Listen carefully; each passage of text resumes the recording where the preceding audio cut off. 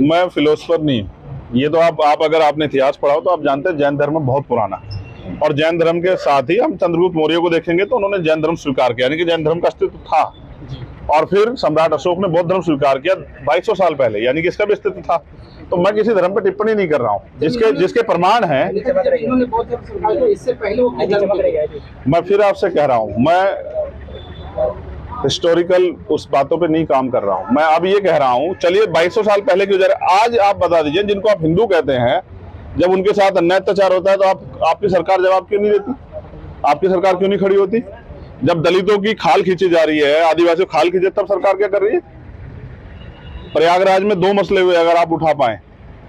एक बच्चा जिसके साथ अन्याय हुआ वो ब्राह्मण परिवार का था, उन्होंने अपनी डेड बॉडी को सड़क पर रख के प्रदर्शन किया, उनको उनकी सारी मांगे पूरी। दूसरा बच्चा जो है वो पासवान परिवार का था और उनको मार के भगा दिया गया, उन पर मुकदमे लिख दिए गए। ये है सच्चाई। मैं सबके साथ न्याय चाहता हूं, लेकिन न्याय के नाम पे अगर दलितों को, पिछड़ों को, मुसलमानों को, ईसाइयों को, बौद्धों को अगर सताया जाएगा तो ये इसके खिलाफ फिर संघर्ष हमारा जारी रहेगा। G20 को कैसे देखते हैं?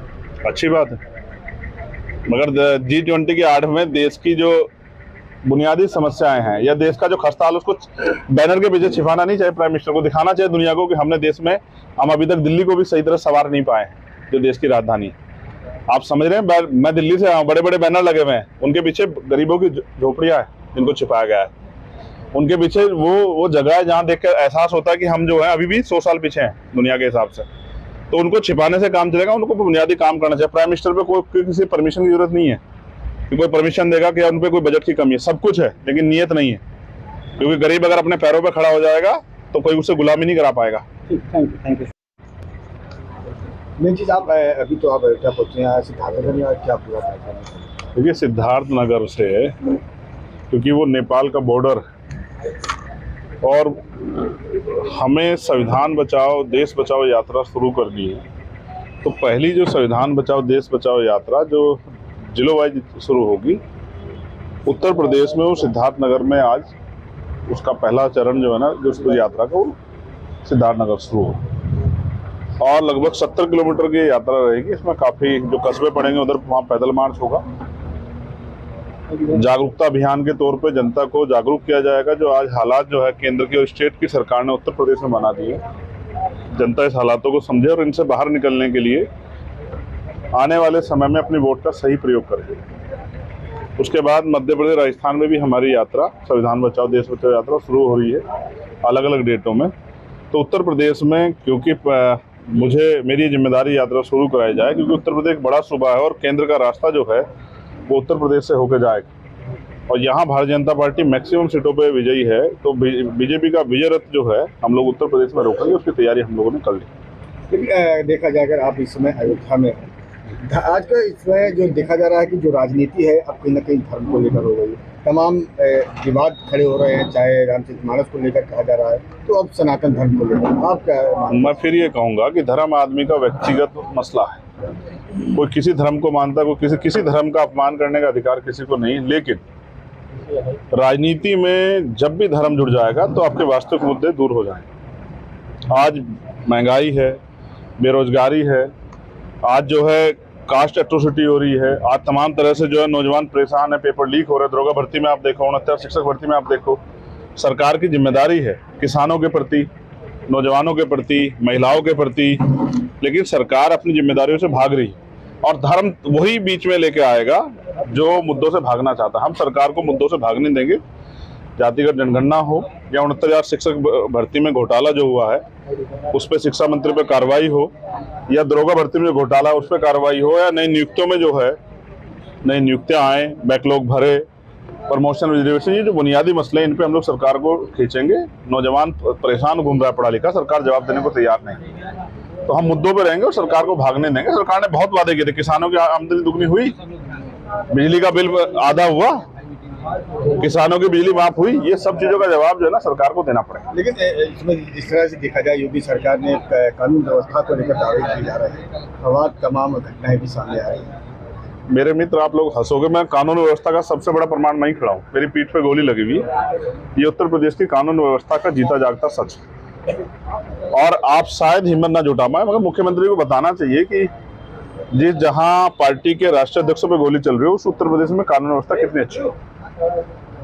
तो ये आपके सामने है। आप इस बारे में कहेंगे तो मुझे लगता है पूरी सरकार ही गिर जाएगी। छोड़िए, कानून व्यवस्था का आलम ये है कि बहन बेटी रात के अंधेरे में बाहर नहीं निकल सकती घर से। उत्तर प्रदेश का ये हाल हो गया। और आम आदमी से ज्यादा सड़क पे आप चलोगे, ये नहीं पता आप सही सलामत घर पहुंच जाओ, क्योंकि पशु सड़क पे इस तरह घूम रहे हैं, कहाँ आप हादसे के शिकार हो जाओ आप बता नहीं सकते और सरकार से सवाल नहीं कर सकते। लोकसभा के लिए आप कितना तैयार? लोकसभा के लिए आजाद समाज पार्टी मेहनत कर रही है। यही संविधान बचाओ यात्रा जो है लोगों में जागरूकता पैदा करेगी और वंचित तबकों को जोड़ने का काम करेगी। अयोध्या को लेकर क्या दावे है? जिस तरह से योगी कहीं ना कहीं योगी सरकार का दावा है कि अयोध्या तो सजा रही है, तो कहीं ना कहीं अयोध्या पर लोग अपना एक अधिकार जता। पूरा उत्तर प्रदेश ही सजना चाहिए, लेकिन उत्तर प्रदेश तब सजेगा जब उत्तर प्रदेश का नौजवान, किसान, महिलाएं, कमजोर तबका खुशहाल होगा, जब रोजगार होगा, जब जो है लोगों की आमदनी बढ़ेगी। महंगाई तो खूब बढ़ रही है, सरकार को सोचना चाहिए कि लोग खुशहाल कैसे हों। भारत और इंडिया क्या कहना चाह रहे हैं? देखिए, इंडिया दैट इज भारत। और मैं ये कहता हूँ जब ये कॉन्स्टिट्यूशन एस्टेब्लिश्ड हुआ तब से हम लोग इसको सुनते आ रहे हैं। आज सरकार इन पे जो है इन मुद्दों पे चर्चा कर रही है, लेकिन इनसे भी ज्यादा मुद्दों पे चर्चा होनी चाहिए। चाहे वो इंडिया अलायंस बनाओ जिसके बारे में सरकार बोल रही है, उस अलायंस को भी मुद्दों बात करनी चाहिए और सरकार को मुद्दों बात करनी चाहिए। सच ये है कि बहुत सारी सरकारें उत्तर प्रदेश में और देश में रही, लेकिन अभी तक बुनियादी मुद्दे यानी कि रोटी कपड़ा मकान की व्यवस्था भी आम आदमी के लिए नहीं हो पाई। आप अपने क्षेत्रों में जाकर देखोगे, आज भी कच्चे मकान मिल जाएंगे, आज भी आपको ऐसे घर मिल जाएंगे जिन पे इलाज के लिए पैसे नहीं है, जिन पे अपने बच्चों को पढ़ाने के लिए पैसे नहीं है, जिन पे शादी करने के लिए पैसे नहीं है। ये जो बुनियादी मुद्दा, हम चांद पे जाने की बात कर रहे हैं, बहुत अच्छी बात है, गर्व होता है कि हम चांद पे चले गए, लेकिन यहाँ जो देश में अभी जो है, जो कमजोर लोग, जो गरीब लोग परेशान है, उनके बारे में सरकार को सोचना चाहिए। आप समर्थन करते हैं भारत? मैं जिस देश में पैदा हूँ उसका समर्थन नहीं करूँगा। इंडिया और भारत को लेकर मैं फिर ये कह रहा हूँ, ना तो मोदी जी ठेकेदार हैं, ना कोई और ठेकेदार है। ये देश जो है किसी एक पार्टी से नहीं है, ना ही अलायंस है। ये देश तब से था, जब से दुनिया तब से देश, और जब इसका नाम भारत है तो जब तक हमारे शरीर में जान है हम अपने देश के साथ खड़े। लोकसभा चुनाव में आप मोदी जी के विपक्ष में खड़े होना चाह रहे थे, फिर भी हम नहीं करेंगे, क्या कहना है? नहीं, हम तो अपने लोगों के लिए खड़े होना चाह रहे हैं, क्योंकि किसी की भी सरकार रही हो, हमारे लोगों को तो जो है ना वो सुविधाएं, अवसर और सबसे ज्यादा जो जरूरत है संरक्षण की, वही नहीं मिला अभी तक। आज भी एनसीआरबी का जो डाटा कहता है 50,000 महिलाओं का रेप हत्या होती है। कौन महिलाएं हैं? इसकी भी जांच जो है सरकार के लोग करके आंकड़े जारी करने चाहिए, किन जातियों की महिलाएं।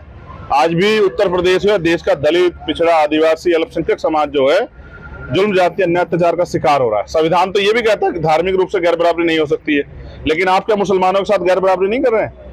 क्या आप सिखों के साथ गैर बराबरी नहीं कर रहे हैं? क्या आप ईसाइयों के साथ, बुद्धिस्टों के साथ गैर बराबरी नहीं कर रहे हैं? आपको अपनी छोटी छोटी बात पर रोना आ जाता है। मुझे बताओ, यहाँ बुद्ध विहार या भगवान बुद्ध से जुड़े कोई कार्यक्रम होता है, बजरंग दल के लोग जाके वहां लाठी चला देते हैं, मूर्तियां गिरा देते हैं, जाके चर्च को जो है ध्वस्त कर दे रहे हैं। इस पे सरकार क्यों नहीं बोल रही? धर्म आदमी का व्यक्तिगत मसला है, धर्म को राजनीति में सरकार के लोग ला रहे हैं। और मैं फिर कह रहा हूँ, हमारी राजनीति मुद्दों की है, हम धर्म पे जाएंगे। लड़ेंगे कि अकेले लड़ेंगे? ये पार्टी का फैसला। एबीपी गंगा, खबर आपकी, जुबान आपकी।